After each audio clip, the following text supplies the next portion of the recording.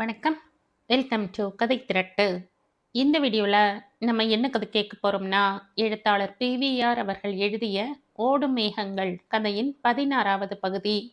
நம்ம சேனலை இது வரைக்கும் சப்ஸ்கிரைப் பண்ணாதவங்க சப்ஸ்கிரைப் பண்ணுங்க.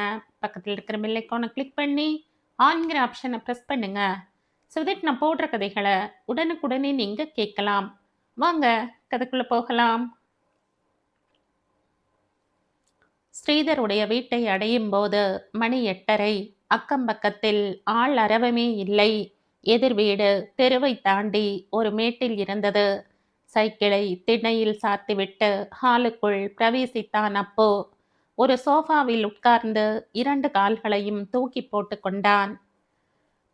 ஸ்ரீதர் அப்பவும் எத்தனையோ சோஃபாக்களில் உட்கார்ந்திருக்கிறான். இந்த சுகம் எதிலும் இல்லை. ஸ்ரீதர் வாசற்கதவை சாத்தி தாழிட்டான். ஆமாம் ஆமாம் சொன்னவன் ஹாலின் மற்றொரு கதவையும் தாழிட்டான். எதுக்கு எல்லா கதவுகளையும் சாத்தற? போக போக தெரியும். ஸ்ரீதர் ஹாலின் கோடிக்கு சென்று கோட்டை கழற்றினான். இடுப்பில் இருந்த தோல் பெல்ட்டை கழற்றினான். சாப்பாட்டுக்கு போக போறேன்னு சொன்ன, எதுக்கு கழட்டற? ட்ரெஸ் மாத்திக்க போறியா? ஹாலின் கோடியில் இருந்தவாறே ஸ்ரீதர் அப்போ என்றான். குரல் மாற்றத்தை கேட்ட அப்போ அவனை பார்த்தான். ஸ்ரீதருடைய கண்ணில் பிரதிபலித்த வெறியை உணர்ந்து கொண்டான். அவன் சோஃபாவை விட்டு அசையவில்லை. என்ன, உன் சின்ன வயசுல உன் அப்பா அடித்திருக்கிறாரோ என்னவோ தெரியாது. பள்ளிக்கூடத்தில் வாத்தியார் அடித்திருக்கிறாரோ என்னவோ தெரியாது. அதுக்கு பிறகு அப்பவே இந்த ஊட்டியில் இதுவரையில் யாருமே தொட்டதில்லை. அப்படியானால் அந்த பெருமை முதலாக ஸ்ரீதருக்கு கிடைக்கப் போகிறது. ரொம்ப சந்தோஷம். அப்புவின் திறந்த வாய் மூடும் முன் ஸ்ரீதருடைய பெல்ட் பாய்ந்து வந்து முகத்தை தாக்கியது. மூடின பின் இன்னொன்று. உடல் வலியில் நெளிகையிலேயே முதுகிலும் தோள்பட்டையிலும் பெல்ட் சீறி விளையாடியது. கொஞ்சமிரு, அப்பு கத்தினான். ஊசி மழையாக பெல்ட் விழுந்து கொண்டிருக்கையிலே அப்பு அவசரமாக தன் ஷர்ட்டை கழற்றினான். உன் பெருமைக்கு முத்திரைகள் வேண்டாமா? பெல்ட் மீண்டும் முதுகை பதம் பார்க்கலாயிற்று. பாவம், பெல்ட்டுக்கு வலிக்கப் போகிறது. ஸ்ரீதர் பெல்ட்டை தூக்கி எறிந்தான். வலக்கை முஷ்டி ஓங்கி அப்புவின் தாடையை தாக்கியது. வலக்கை இறங்கிய போது இடக்கை அப்புவின் வலக்கன்னத்தில் விழுந்தது. எழுந்திருடா நாயே! இப்போது ஸ்ரீதர் தன் வலக்காலை அப்புவின் மார்பின் மேல் பிரயோகித்தான். பூட்ஸின் ஒரு ஆணி இடப்பக்கமாக பாய்ந்து வெளிவந்தது. அப்பு இன்னும் உட்கார்ந்திருந்தான். கடை வாயில் இருந்தும் கசிந்த ரத்தம் தாடை வழியாக வழிந்து தோள்பட்டையில் விழுந்து மார்புக்கு இறங்கி ஆணி வெளியே தள்ளிய ரத்தத்துடன் ஒன்று சேர்ந்தது. எழுந்திருடா நாயே! அப்போ எழுந்திருப்பான் மிஸ்டர் ஸ்ரீதர். உன் பசி தீர்ந்ததா? இப்போது வலக்கரம் பாய்ந்து அப்புவின் இடக்கன்னத்தை தாக்கியது. அப்போ மயங்கி விழாமல் வலியில் துடி துடிக்காமல் எப்போதும் போல நிதானமாக பேசுகிறான். அடித்து அடித்து அவனுடைய கைதான் வலிக்கிறது. அப்புவின் ஒல்லியான உடலில் சதை இல்லைதான், எலும்புகளும் கூட இல்லையா? வஜ்ரத்தால் ஆன உடற்கட்டா? என் பசி தீராத பசி. அப்போ எழுந்திருக்க மாட்டான். Rascal, get out and clear out. முடியாது, அப்போ இன்னைக்கு இங்கேயே ரெஸ்ட் எடுத்துக்கொள்ள போகிறேன். அடுத்த கணம் ஸ்ரீதர் அவனுடைய கையை பிடித்து இழுத்தான். இழுத்த வேகத்தில் அப்போ தடுமாறி கீழே கார்பெட்டில் விழுந்தான். Get up! உன் கார்பெட்டில் அப்புவின் ரத்தம் சொட்டி விட்டது. அவன் கீழே உட்கார ஸ்ரீதர் காலால் உதைத்தான். 2வது உதை முகத்தில் விழுந்தது. கடை வாயில் இருந்து ரத்தம் பெருகியது. உட்கார்ந்து விட்ட அப்புவை ஸ்ரீதர் கரகரவென்று தூக்கினான். வாசற்கதவை திறந்தான். இனிமேல் என்னை பற்றி ஊட்டியில் யாரிடமும் வாயை திறக்காதே. உன் கைவரிசையை உள்ளூர் ஜனங்களிடம் காட்டிக்கொள். அப்பு சிரித்தான். இரத்த சிவப்பு சிரிப்பு. அப்புவினால் பேசுறதை நிறுத்த முடியாது. நாக்கை அறுத்து விடுவேன் ராஸ்கல். அதை பாக்கி வைப்பானேன்? முடித்து ஒரு வழியாய் அனுப்பிவிடு. போடா மடையா!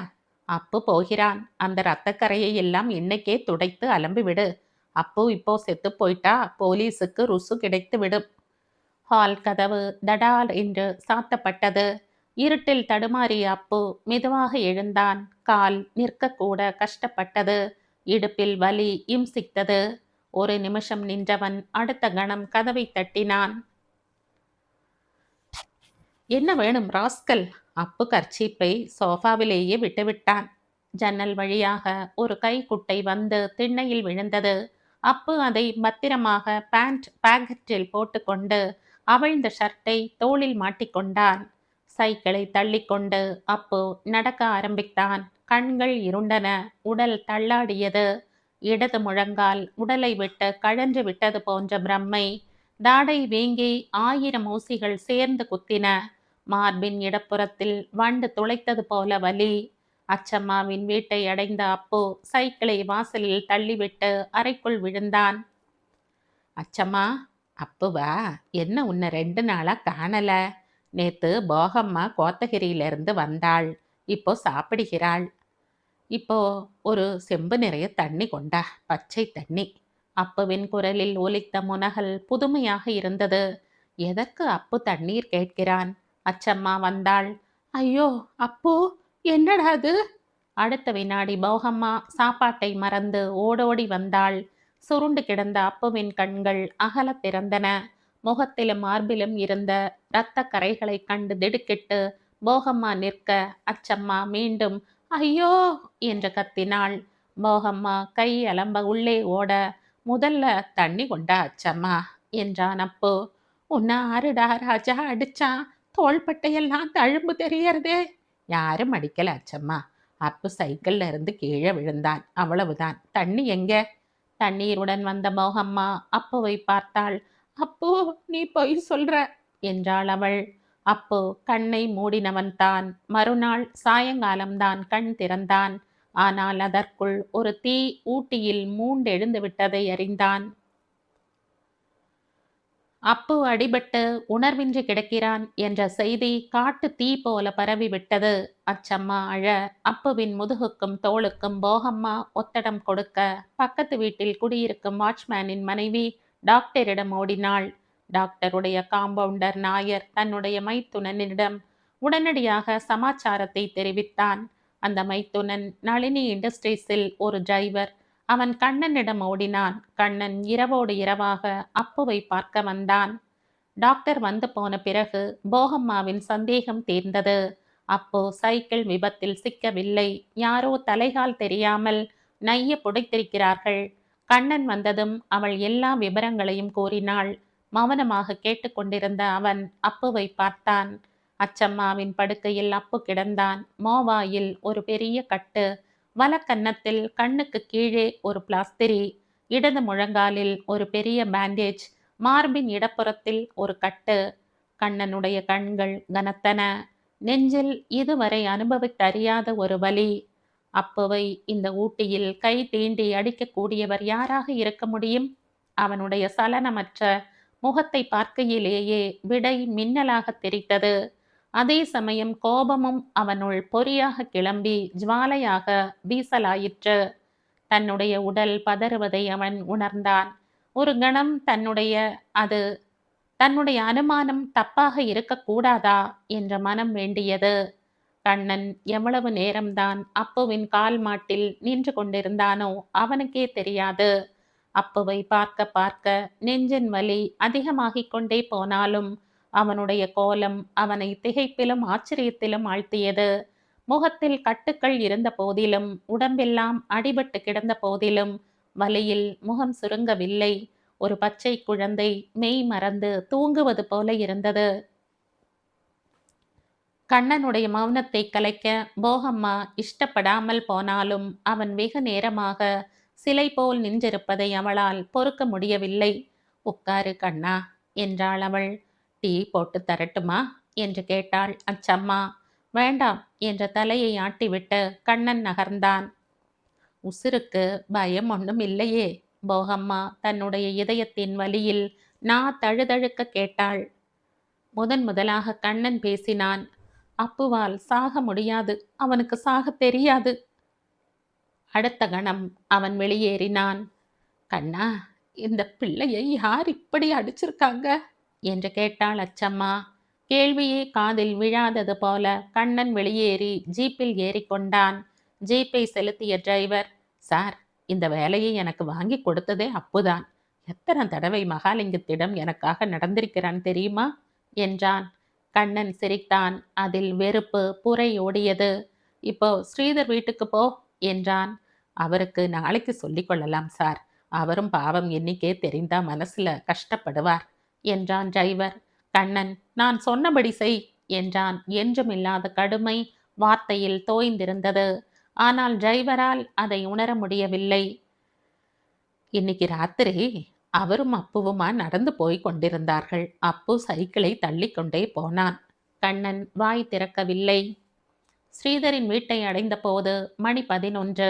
வீட்டில் இன்னும் விளக்கு எரிந்து கொண்டிருந்தது.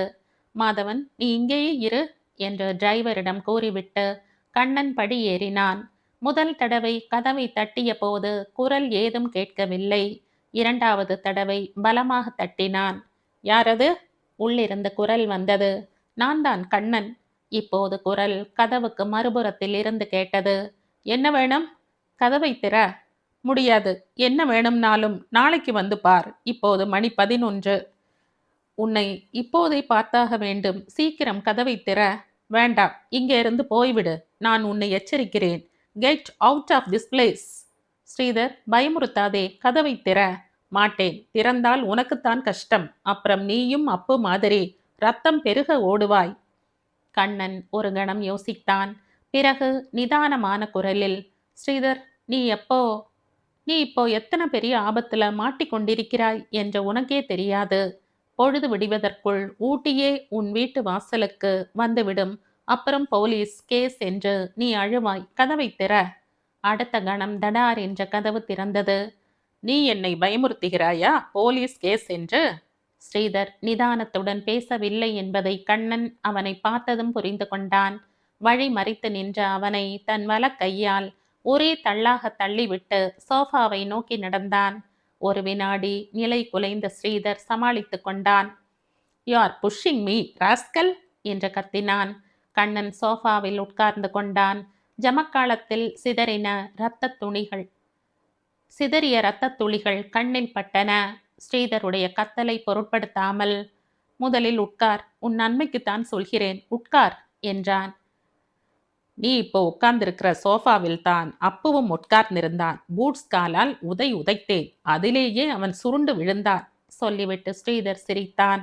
அவனுடைய கண்களில் தெரிந்த வெறியை புரிந்து கொண்ட கண்ணன், நான் அந்த மாதிரி சுருண்டு விழ நீ குறைஞ்சது 20 தடவையாவது உதைக்க வேண்டும். அதை அப்புறம் பார்த்து கொள்ளலாம். இப்போ நீ முதலில் வீட்டை விட்டு வேறு எங்காவது போ, இரவை கழி என்றான். ஏன்?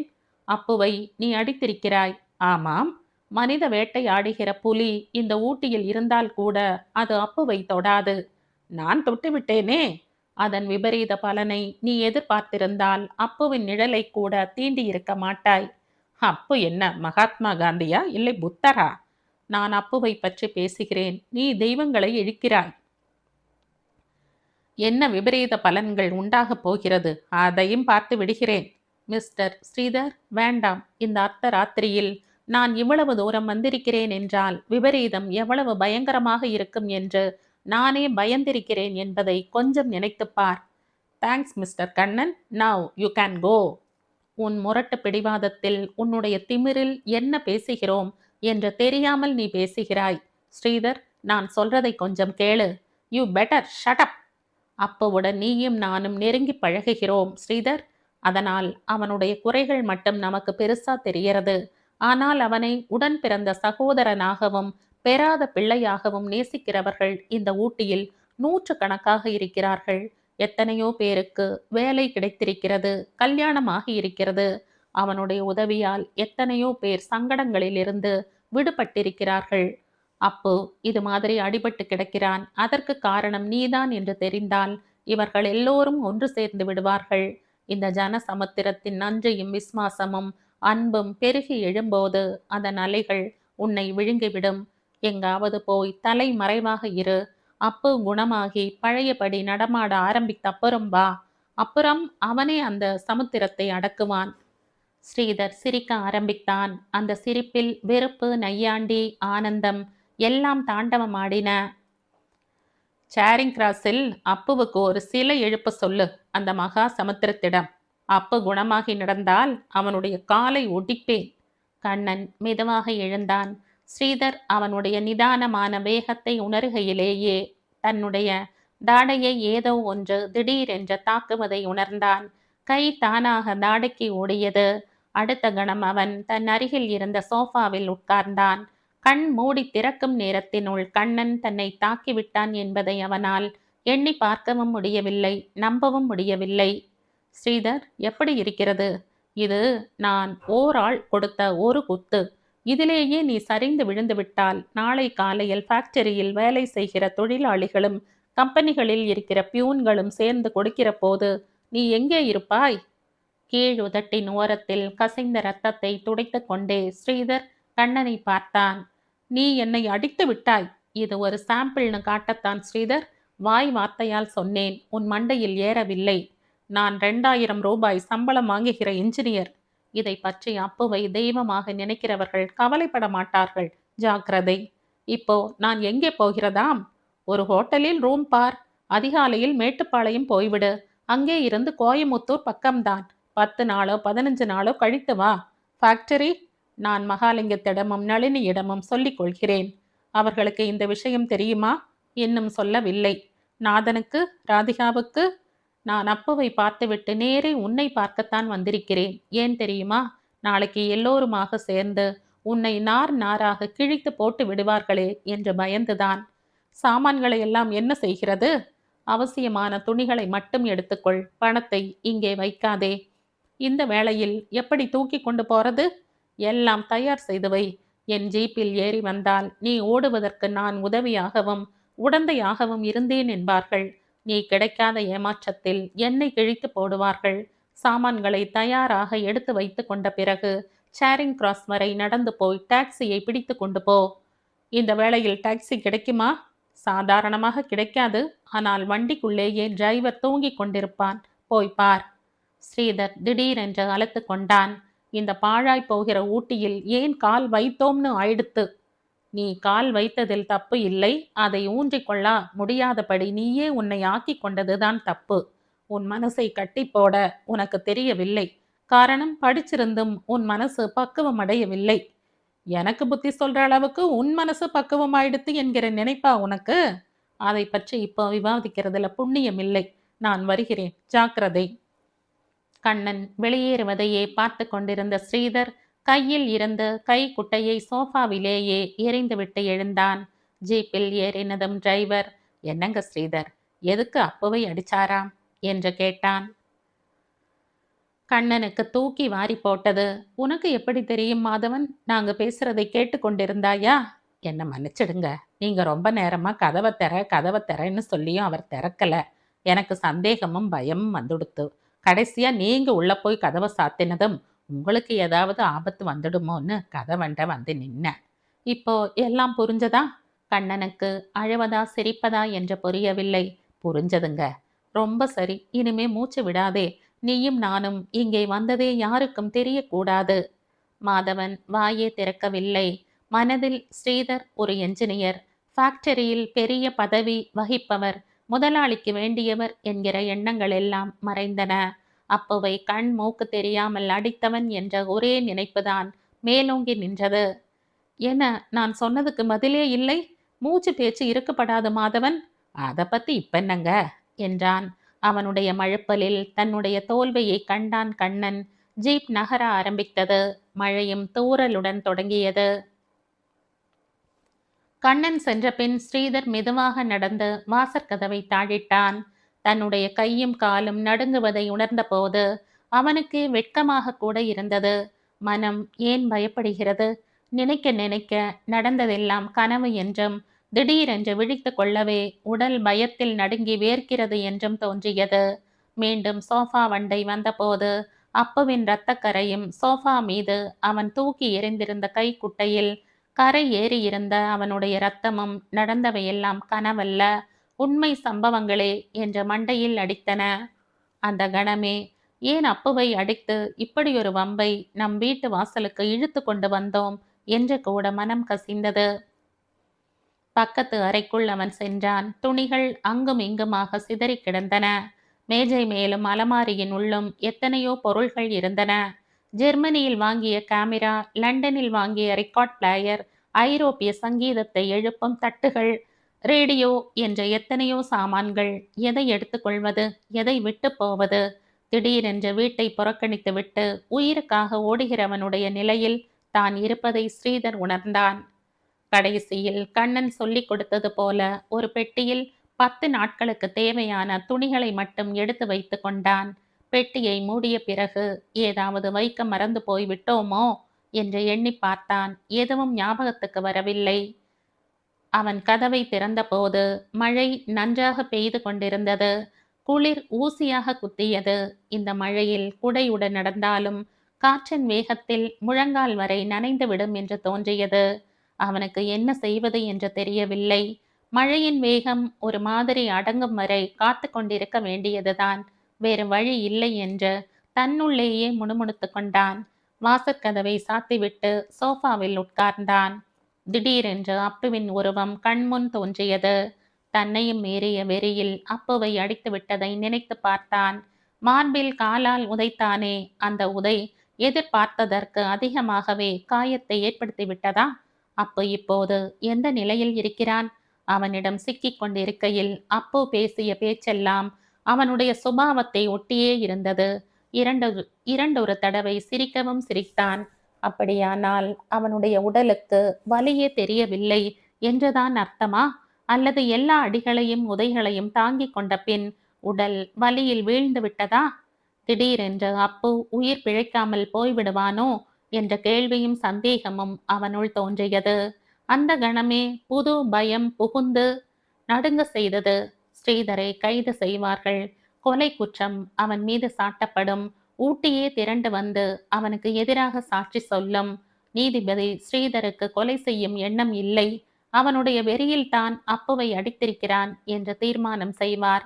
ஆனால் விடுதலை செய்ய மாட்டார். 7 வருஷமோ 10 வருஷமோ தண்டனை கிடைக்கும். ஸ்ரீதர் கண்முன் அவனே ஒரு கைதியாக தோன்றினான். அவன் சிறைச்சாலையினுள் கம்பிகளை பிடித்து கொண்டு நிற்கிறான். அவனை பார்க்க இதுவரையில் யாருமே உறவினரோ சிநேகிதர்களோ வரவில்லை. திடீரென்று ஒருவன் துள்ளிக்கொண்டு சிரித்த முகத்துடன் ஓடோடி வருகிறான். ஸ்ரீதர் கூர்ந்து கவனிக்கிறான். அவனை பார்க்க வந்திருக்கிறவனை கண்டதும் தூக்கி மாறி போடுகிறது. அப்பு எப்படி வர முடியும்? அவனை கொன்ற குற்றத்துக்காகத்தானே ஸ்ரீதரே ஜெயிலில் இருக்கிறான். அப்பு, நீ எப்படி வந்த என்று ஸ்ரீதர் கத்துகிறான். அப்பு தனக்கே உரிய பாணியில், அப்பு இன்னைக்குத்தான் இந்த ஊருக்கு வந்தான், எதுக்கு தெரியுமோ? உன்னை பார்க்க என்கிறான். ஸ்ரீதர் கண் விழித்தான். இத்தனை நேரமும் தான் சோஃபாவில் உட்கார்ந்தபடியே தூங்கி இருப்பதை உணர்ந்தான். கண்ட சொப்பனத்தால் உடல் வெடவெடத்தது. அடுத்த கணம் எழுந்து கதவை திறந்து பார்த்தான். மழை எவ்வளவோ குறைந்திருந்தது. ஆனால் மீண்டும் அது புத்துயிர் பெற்று சொட்டப் போகிறது கொட்டப் போகிறது என்பதை வானில் குழுமியிருந்த கருமேகங்கள் அறிவித்தன. அவசர அவசரமாக குடையை எடுத்துக்கொண்டு அவன் வெளியேறினான். பாதி தூரம் போன பின்புதான் வீட்டை பூட்டினோமோ இல்லையோ என்ற சந்தேகம் எழுந்தது. ஸ்ரீதருடைய அதிர்ஷ்டம் சேரிங் கிராஸில் ஒரு டாக்ஸி கூட இல்லை. அவனுக்கு என்ன செய்வதென்று புரியவில்லை. பொன்னூர் ரோடிலும் சரி, கலெக்டர் ஆபீஸுக்கு போகிற சாலையிலும் சரி, ஆள் அரவமே அந்த வேளையில் இருக்காது. டாக்ஸியை தேட வேண்டுமானால் நேரே நடக்க வேண்டியதுதான். ரயில்வே ஸ்டேஷனை அடைவதற்குள் தெரு ஓரத்திலோ பெட்ரோல் பங்குகளிலோ 2 டாக்ஸிகள் நின்று கொண்டிருக்கலாம். ஸ்ரீதர் மீண்டும் நடக்க ஆரம்பித்தான். இடையிடையே கை கடிகாரத்தை பார்த்தான்.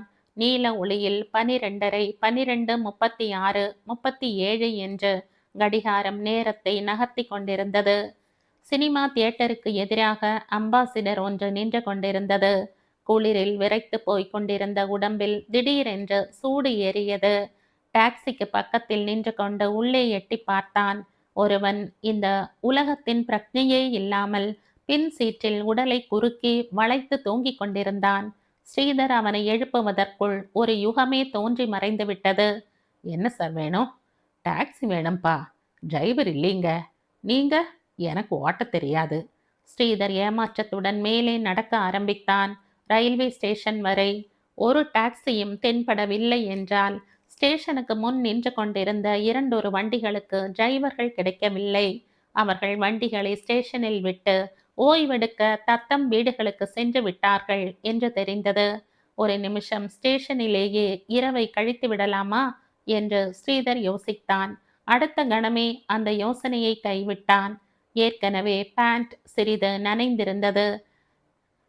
என்ன உள்ளன் கோட்டும் ஸ்வெட்டரும் இருந்தாலும் இரவு பூராவும் பிளாட்பாரத்தில் உட்கார்ந்து அவதிப்பட முடியாது. திரும்பி வீட்டுக்கு போக வேண்டுமே என்ற எண்ணம் தோன்றிய போது அந்த எண்ணமே ஒரு பெரும் பாரமாகப்பட்டது.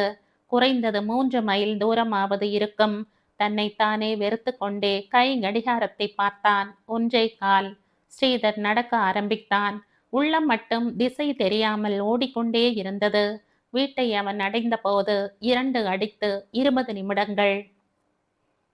ஜீப்பை ஷெட்டில் விட்டுவிட்டு டிரைவர் மாதவன் தன்னுடைய மாமன் மகன் நடத்தி வந்த டீ கடைக்கு சென்றான். அங்கே பீடி சுற்றும் உக்கே, தையற்காரன் கரீம், மாதா கோயிலில் பணிபுரியும் ஜேம்ஸ், கற்பூர தைலம் தயார் செய்கிற கம்பெனியில் வேலை செய்கிற மாணிக்கம், ஆறுமுகம் முதலானவர்கள் இருந்தார்கள்.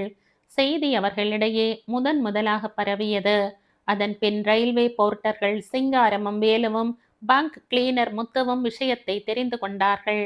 அவர்கள் மூலமாக செய்தி கோவிந்தன், ஊட்டி ராமன், ஜோசப் கண்ணாயிரம், ஒற்றைக்கண் ரஞ்சன், தாசில்தாருடைய பியூன் மயில்சாமி முதலானவர்களுடைய காதுக்கு எட்டியது. சிதறி கிடந்த இவர்கள் டீ கடையில் ஒன்று சேர்ந்தார்கள். ஸ்ரீதர் கதவு தட்டும் சத்தம் கேட்டு கண் விழித்தான். தலைமாட்டில் இருந்த விளக்கை ஏற்றிவிட்டு மெதுவாக எழுந்தான். கதவை யார் இந்த வேளையில் தட்டுகிறார்கள்? ஒருவேளை கண்ணனே மீண்டும் வந்திருக்கிறானோ? எதற்காக வந்திருப்பான்? எழுந்து நின்றபோது அலாரம் கண்ணில் பட்டது. 5 அடிக்க இன்னும் 25 நிமிடங்கள் இருந்தன. தூக்கமின்மையால் கண்கள் கனத்து வலித்தன. நெற்றியின் இருபுறங்களிலும் நரம்புகள் புடைத்தெழுந்தன. கண்களை திறக்க முடியவில்லை. கதவை தட்டுவது இன்னும் நிற்கவில்லை. தட்டுவது கண்டிப்பாக கண்ணனாக இருக்க முடியாது என்பதை வரும் ஓசையில் இருந்தே ஸ்ரீதர் புரிந்து கொண்டான். ஹாலுக்கு வந்த அவனுடைய உடல் நடுங்கியது. நடுக்கத்தில் அவனுடைய குரலே அவனுக்கு புதுமையாக ஒலித்தது. யாரது? முதலில் கதவை தர, அப்புறம் தெரியும். யார்? கேள்வி கேட்காம தரடா. குரலில் எத்தனை ஆத்திரம். சீமைக்கு போயிட்டு வந்த துரை கேள்வி கேட்கறான். கதவை திறக்க போறியா இல்லையா? உங்களுக்கு என்ன வேணும்?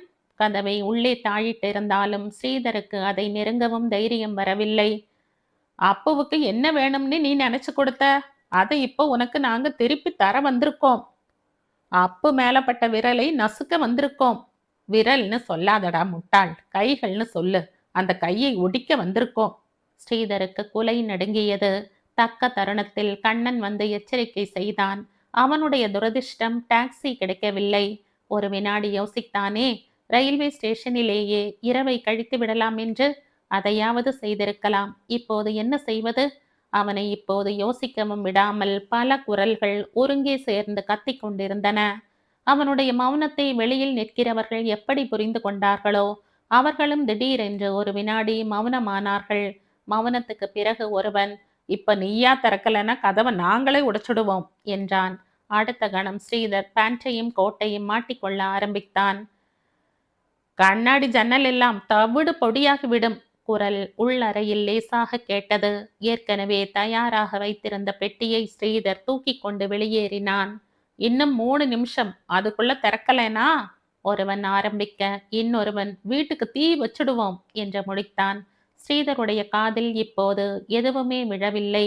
ஊசி விழும் ஓசையும் இல்லாமல் அவன் அடிமேல் அடி வைத்து புறக்கடை கதவை திறந்தான். டேய், நீங்க இங்க கத்திக்கிட்டு இருக்கீங்க, அவன் அங்க பின்கட்டு வழியா ஓடி போயிருப்பான். அதான் உள்ள இருந்து சத்தமே வரல. வீட்டை கொளுத்துவோம். அது தப்புடா. போலீஸ்க்கு பதில் சொல்றது கஷ்டம். அப்பவைவன் அடிச்சிருக்கான்னு தெரிஞ்சா போலீஸே நம்ம பக்கம்தான்டா. மடைய மாதிரி பேசாத. பின்கட்டு வாசல்ல போய் நில்லு. போ, ஓடு. ஓடினவன் அடுத்த நிமிடம் திரும்பினான். கதவு திறந்திருக்கு, பையன் ஓடிட்டான். டேய், 2 பேர் மேட்டு மேல ஏறி பாருங்கடா. ரொம்ப தூரம் போயிருக்க முடியாது. தரன்னு பிடிச்சு இழுத்துட்டு வாங்க. 2 பேர் வீட்டின் பின்கட்டில் இருந்து ஏறும் மேட்டை நோக்கி விரைந்தார்கள். 17 பேர் புறக்கடை வழியாக வீட்டினுள் புகுந்தார்கள். மனித உடல் என்று நினைத்து துணியை குத்தி கிழிக்கும் மத யானையைப் போல அவர்கள் ஸ்ரீதருடைய பொருள்களை ஸ்ரீதராகவே பாவிக்கலானார்கள். ஸ்ரீதர் உயிரை காப்பாற்றிக் கொள்ள ஓடினான். அதை காப்பாற்ற பெட்டியும் துணிமணிகளும் இடையூறாக நின்றன. ஏதோ ஒரு மரத்தின் பக்கம் போட்டுவிட்டு அவன் எந்த திசையில் செல்கிறோம் என்ற உணர்வும் இல்லாமல் பறந்தான்.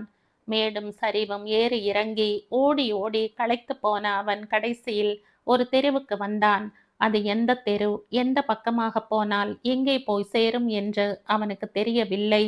விதி ஒரு பக்கமாக அவனை இழுக்க அவன் அந்த திசையில் ஓடினான். தெரு மீண்டும் வளைந்தும் ஓடி கடைசியில் ரயில்வே ஸ்டேஷன் ரோடில் முடிந்தது. அவன் வந்த இடத்தின் அருகில் சினிமா தியேட்டரும் டாக்ஸியும் இருந்தன. டாக்ஸிக்குள் தூங்குகிறவனை எழுப்புவதில் பிரயோஜனம் இல்லை என்ற எண்ணம் பிறந்தது. ஒரு நிமிடம் நின்று யோசித்தான். இப்போது ஒரு நல்ல இடத்தில் ஒளிந்து கொண்டாக வேண்டும். ஊட்டியை விட்டே ஓடுவதற்கு முன் ஒரு புகலிடம் தேவை. இனிமேல் ஹோட்டல் அறை அவனுடைய உதவிக்கு வராது. சிப்பந்திகள் மூலம் விஷயம் பரவிவிடும். அவனை காப்பாற்றக்கூடியவன் ஊட்டியில் ஒருவன்தான் இருக்கிறான். ஸ்ரீதர் என்னதான் அவனை உள்ளூர வெறுத்தாலும் கண்ணனிடம் சரண் அடைவதை தவிர வேறு கதி இல்லை. ஸ்ரீதர் கண்ணனுடைய வீட்டை நோக்கி விரைந்தான். தடதடவென்று யாரோ கதவை இடிப்பதை கேட்டதும் கண்ணனுக்கு தூக்கி வாரி போட்டது. அப்பு ஏமாற்றி விட்டானா? கதவை அவசர அவசரமாக திறந்தான். மேல் மூச்சு கீழ் மூச்சு வாங்க ஊட்டியின் குளிரிலும் காற்றிலும் உடல் வேர்க்க ஸ்ரீதர் நின்று கொண்டிருந்தான். அவனால் வாய் திறந்து பேச முடியவில்லை. ஸ்ரீதரா, உள்ளே வா. நான் சொன்னபடி நீ கேட்கவில்லை அல்லவா? டாக்ஸி டாக்ஸி கிடைக்கவில்லை. மழை மழை ரொம்ப பெய்தது. என்ன நடந்தது? இப்போ அங்க என்ன நடக்கிறதுன்னு தெரியவில்லை. கதவை உடைச்சாச்சா இல்ல வீட்டுக்கே தீ வைத்தாகி விட்டதோ ஒன்னும் புரியலை. சரி சரி, அந்த ரூமில் என் கட்டிலில் போய் படுத்துக்கொள். நான் வீட்டை பூட்டிக் கொண்டு வெளியே போய் வருகிறேன். உன் வீட்டுக்குத்தான். இங்கே யாராவது வந்தால்? வரமாட்டார்கள், பயப்படாதே. அவர்களை நான் இப்போதே சந்திக்கிறேன். ஜீப்பை ஷெட்டிலிருந்து எடுத்துக்கொண்டு கண்ணன் பறந்தான். ஸ்ரீதருடைய வீட்டை அடைந்த போது மணி 5:45. வாசற்கதவு சத்திரத்து வாசலைப் போல திறந்து கிடந்தது. ஆள் அரவமே இல்லை. கண்ணன் மெதுவாக உள்ளே சென்றான். விளக்கை போட்டான். சோஃபாக்களின் முதுகுகள் தனியாக கிடந்தன. சோஃபா மெத்தைகளிலிருந்து மண்ணெண்ணெயின் நெடி வந்தது. பக்கத்து அறையில் கட்டிலும் மெத்தையும் சின்ன பின்னமாக கிடந்தன. ரேடியோ இரண்டாக பிளந்திருந்தது. அந்த அறையில் இருந்து தாழ்வாரத்துக்கு வந்தான். அங்கே நட்ட நடுவில் நாலாக மடித்த கம்பிளியின் மீது ஒரு பெரிய பெட்டி கிடந்தது. அதில் டேப் ரெக்கார்டர், கேமரா, பேண்ட், சட்டை முதலியவை வெந்து கொண்டிருந்தன. ஜுவாலை அடங்கிவிட்டாலும் பெட்டியின் அடிபாகத்தில் இருந்து புகை வந்து கொண்டிருந்தது. துணிகள் பொசுங்கும் நாற்றம் மூக்கை துளைத்தது. கண்ணன் குளியல் அறைக்குள் சென்று ஒரு வாளி ஜலம் எடுத்து பெட்டிக்குள் ஊற்றினான். மீண்டும் ஹாலுக்கு வந்தான். தாறுமாறாக கிடந்த சோஃபாவின் ஒரு ஓரத்தில் ஸ்ரீதருடைய கைக்குட்டை ஜமக்காலத்தில் கிடந்தன. கைக்குட்டை ஓரத்தில் காய்ந்து போன இரத்த கரைகள் அலங்கோலமாக தெரிந்தன. ஸ்ரீதரின் கைக்குட்டையை அவன் ஜமக்காலத்தில் இருந்து எடுத்தான். எவ்வளவு தூரம் தூக்கி எறிய முடியுமோ அவ்வளவு தூரம் எறிந்தான். அப்புவின் இரத்த கரைகளுடன் ஸ்ரீதரின் கைக்குட்டை உறவாடுவதை அவனால் பார்த்து சகிக்க முடியவில்லை. வீடு திரும்பிய கண்ணன் படுக்கையில் ஸ்ரீதர் உட்கார்ந்தபடியே இருப்பதை கண்டான். கண்ணனை கண்டதும் திடுக்கிட்ட ஸ்ரீதர், அங்க என்ன நடந்திருக்கு என்று கேட்டான். இப்போ நீ மட்டும்தான் மிஞ்சி இருக்க என்றான் கண்ணன். பிறகு, பேசாம இங்கேயே இன்னி பூராவும் இரு, அப்புறம் பார்த்து கொள்ளலாம். இப்போ காஃபி போட்டு தருகிறேன் என்றான். கண்ணன் 2 கிண்ணங்களில் காஃபியும் ஒரு தட்டு நிறைய பிஸ்கோத்தும் கொண்டு வந்து ஸ்ரீதர் உட்கார்ந்திருந்த கட்டிலுக்கு முன்னால் வைத்துவிட்டு தானும் உட்கார்ந்து கொண்டான். ஸ்ரீதரால் தலை நிமிர்ந்து கண்ணனுடைய கண்களை சந்திக்க முடியவில்லை. வெட்கமும் அவமானமும் அதே சமயத்தில் இன்னும் என்ன என்ன விபரீதங்கள் நிகழப் போகின்றனவோ என்ற பயமும் உண்டாயின. ஒரு பிஸ்கோத்தை கடித்து கொண்டே, சாப்பிடு ஸ்ரீதர் என்றான் கண்ணன். எனக்கு ஒன்றும் வேண்டி இருக்கவில்லை. வயிற்றை என்னவோ செய்கிறது. பயம் குடலை அள்ளி பிடுங்குகிறது. முதலில் ஒரு வாய் காஃபியை குடி, அப்புறம் பிஸ்கோத்தை சாப்பிடலாம். ஸ்ரீதர் கோப்பையை கையில் எடுத்தான். அப்புவை நான் தலைகால் தெரியாமல் அடித்து விட்டேன். ஆனால் அப்படி அடித்து நொறுக்க வேண்டும் என்ற எண்ணம் எனக்கு இருக்கவில்லை. ஸ்ரீதருடைய குரல் நடுங்கியது. பின் எதற்காக அடித்தாய்? ஒரு உதை கொடுத்ததுமே அவன் கொஞ்சம் கெஞ்சும் பாவனைக்கு வந்து விடுவான், குழைந்து விடுவான் என்று எண்ணினேன். ஆனால் அவன் சிரிக்க ஆரம்பித்தான். இரு ஸ்ரீதர், ஷர்ட்டை கழற்றி விடுகிறேன் என்றான். அவனுடைய அலட்சியம் என் கோபத்தை மேலும் தூண்டிவிட்டது. நன்றாகத்தான் நொறுக்கி இருக்கிறாய். ஆனால் நீ எதற்காக அப்புவை அடித்தாய் என்றுதான் எனக்கு இன்னும் புரியவில்லை. நண்பனைப் போல நடித்த அவன் எனக்கு துரோகம் செய்தான். காஃபியை குடித்து முடித்த கண்ணன் சிரித்தான். ஏன் சிரிக்கிறாய்? ஸ்ரீதர், இந்த உலகத்தில் என்ன விபரீதம் வேண்டுமானாலும் நடக்கலாம். ஒரு பசு கூட தன்னுடைய பசி வெறியில் மிருக பட்சினியாக மாறலாம். ஆனால் அப்புவின் மனசில் துரோக எண்ணம் உதிக்கவே முடியாது. என்னை இந்த ஊரை விட்டே விரட்ட பார்க்கிறான் என்பதில் எனக்கு சந்தேகமே இல்லை. நான் ராதிகா, நளினி முதலானவர்களுடன் பழகியதை அவன் ஒருபோதும் விரும்பவில்லை என்று எனக்கு தெரியும். அதற்கு காரணத்தை நீ என்றைக்காவது அலசி பார்த்திருக்கிறாயா ஸ்ரீதர்? ஜூலியிடமும் வசந்தாவிடமும் நீ எப்படி நடந்து கொண்டாய் என்பதை நினைத்து பார்த்திருக்கிறாயா? அதற்கும் இதற்கும் என்ன சம்பந்தம்? இந்த 4 பேரும் அவனுடைய தங்கைகள். 2 பேரிடம் கேவலமான முறையில் நடந்து கொண்டிருக்கிற நீ மற்ற 2 பேர்களிடம் நல்லவனாக நடித்திருக்கிறாய். ராதிகாவுடன் பழகி கொண்டிருக்கையிலேயே ஜூலியை பலியாக்க முயன்றாய். அதன்பின் ராதிகாவை விட்டு அவளை விட பெரிய பணக்காரியும் செல்வாக்கும் நிறைந்த நளினியுடன் நெருங்கி பழக ஆரம்பித்தாய். ஜூலியை விட்டு உன் எண்ணங்கள் வசந்தா பக்கம் திரும்ப ஆரம்பித்தன. உன் எதிர்கால திட்டத்துக்கு ஒருத்தியை தயார் செய்து கொண்டிருக்கையிலேயே உடலின் பசியை தீர்க்க இன்னொருத்தியை ஏமாற்றிக் கொண்டிருந்தாய். ஸ்ரீதரால் பதில் பேச முடியவில்லை. கண்ணன் மீது கோபம் வந்தாலும் அவன் உண்மையைத்தான் சொல்கிறான் என்ற எண்ணமே வாயை அடைத்தது. இப்போது சொல்லு ஸ்ரீதர், நீ நடித்து துரோகம் செய்தாயா அல்லது அப்பு நடித்து துரோகம் செய்தானா? என் காரியங்களில் எல்லாம் அவன் குறுக்கிட்டான். நாதன், மகாலிங்கம், ஜெயாமாமி எல்லோரிடமும் என்னை பற்றி என்னென்னவோ பேசியிருக்கிறான். கண்ணன் சிரித்து கொண்டே எழுந்தான். 8 வயசு குழந்தை இன்னொரு குழந்தையின் பொம்மையை உடைத்ததற்கு காரணம் சொல்வது போல் இருக்கிறது உன் பேச்சு. இப்போது நான் வெளியே போகிறேன். வீட்டை வெளியே பூட்டி கொண்டு போகிறேன். நீ தூங்குகிறதானால் தூங்கு. எங்கே போகிறாய்? எத்தனையோ இடங்களுக்கு. மகாலிங்கம், நாதன் இவர்களையெல்லாம் பார்த்து பேச வேண்டும். அந்த ரவுடிகள் இங்கேயும் வந்து இந்த வீட்டையும் தாக்கினால்? ஸ்ரீதருடைய குரலில் பயம் தோய்ந்திருந்தது. நீ இந்த வீட்டில்தான் பதுங்கி இருக்கிறாய் என்று தெரிந்தால் கண்டிப்பாக இந்த வீட்டையும் அவர்கள் நொறுக்கி விடுவார்கள். ஆனால் என்னை தவிர வேறு யாருக்கும் நீ இங்கே இருப்பது தெரியாது. எப்போது திரும்பி வருவாய்? சீக்கிரம் வந்து விடுகிறேன். சத்தம் செய்யாமல் ரேடியோ வைக்காமல் இரு. தூக்கம் வந்தால் தூங்கு. ஸ்ரீதர் பதில் பேசாமல் கண்ணனை கவனித்தான். காலி கிண்ணங்களை எடுத்துக்கொண்டு அவன் சமையல் அறைக்கு சென்றான். அவன் திரும்பி ஹாலுக்கு வந்தபோது ஸ்ரீதர் தான் இருந்த இடத்தில் இருந்தே, ஒரு சிறு உதவி செய்கிறாயா கண்ணன் என்று கேட்டான். இன்றைக்கு காலையில் அந்த ரவுடிகளுக்கு அகப்படாமல் அவன் தொடருவதற்குள் கண்ணன் இடைமறித்தான். ஏற்கனவே ஒரு தடவை அவர்களை ரவுடிகள் என்று குறிப்பிட்டாய். மீண்டும் சொல்கிறாய். ஸ்ரீதர், அவர்களில் ஒருவன் கூட ரவுடி அல்ல. எல்லோரும் அப்புவின் பக்தர்கள். வீட்டை தாக்குவதும் கதவை உடைப்பதும் கையை வெட்டுவேன் என்று பயமுறுத்துவதும் ரவுடித்தனம் அல்லவா? பயத்துக்கு நடுவிலும் கோபம் வந்தது ஸ்ரீதருக்கு. கண்ணன் நிதானமாக பேசினான். எவ்வளவோ படித்திருக்கிற நீ, ஜூலி, வசந்தா இவர்களிடம் நடந்து கொண்ட முறையும் ஒரு பாவமும் செய்யாத அப்புவை உன் வீட்டிலேயே அவனுக்கு எந்த விதமான தற்காப்பும் இல்லாத சமயத்தில் நொறுக்கியதுதான் ரவுடித்தனம். ஒரு ரவுடியை தாக்குகிறவர்கள் ரவுடிகளாக இருக்க முடியாது. இனிமேல் அவர்களை பற்றி என்னிடம் அப்படி பேசாதே. இப்போது சொல்லு, என்ன உதவி வேண்டும்? கண்ணன் பேசியதை கேட்டு ஸ்ரீதருடைய மனம் குமரியது. ஆனால் அவனால் ஒன்றும் பதில் சொல்ல முடியவில்லை. இப்போது அவனுடைய பாதுகாப்பில் இருக்க வேண்டிய நிர்பந்தம் இருக்கிறது. கண்ணனும் திடீரென்று கோபித்து கொண்டு கதவை பூட்டாமல் வெளியேறி தான் இருக்கும் விபரத்தை வெளியே சொல்லிவிட்டால் அதற்கு பின் அவனுடைய கதி என்ன? தன்னைத்தானே அடக்கி கொண்டு, நான் அவர்களிடமிருந்து தப்பி ஓடும்போது ஒரு பெட்டியை மரத்தடியில் போட்டு விட்டேன். அதில்தான் என் துணிமணிகள் இருக்கின்றன. அதை எப்படியாவது தேடி எடுத்து கொடுக்க வேண்டும் என்றான். எந்த மரத்தடியில்? அது புரியவில்லை.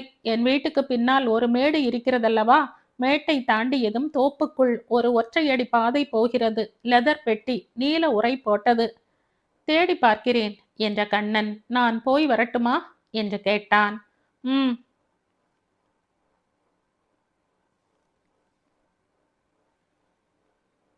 இந்த கதையின் தொடர்ச்சியை அடுத்த பதிவில் கேட்கலாம். நன்றி.